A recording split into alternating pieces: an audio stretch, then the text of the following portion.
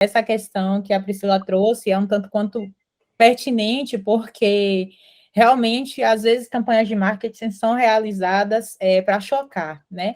Eu acho que tem que existir apenas um certo cuidado com aquilo que você está trazendo como temática de choque, né? Na verdade, esse grupo que fez essa campanha de calçados com a temática africana e traz uma modelo branca, é o mesmo grupo que já tinha feito anteriormente, acho que há 1 ano ou 2 anos atrás, a mesma campanha com um modelo negro quebrando a vidraça de uma loja no shopping, trazendo a questão de ser que você não precisava invadir a loja, que você podia entrar e conseguir comprar porque o preço estava bom, né?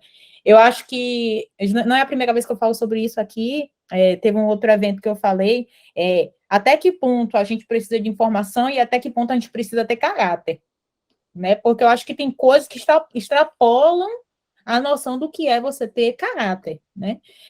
Do que as marcas realmente elas querem passar enquanto propósito, enquanto missão, enquanto valor.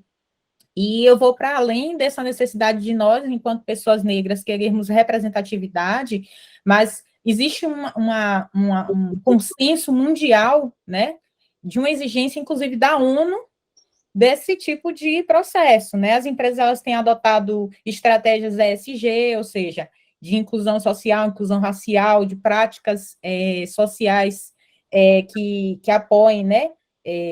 Movimentos sociais grandiosos e também questões ambientais. Então, as empresas elas estão sendo obrigadas a adotar também por conta dessas exigências que a ONU tem feito, principalmente com a questão ambiental. Vocês sabem da compra de carbono, né? Vocês sabem dessas exigências, e é uma preocupação, realmente, né? A Bosch tem feito isso, a Coca-Cola tem feito isso, que são empresas bastante grandes, e a gente precisa pensar enquanto esse movimento de cima para baixo, e eu falo de cima para baixo no sentido de órgãos grandes, né?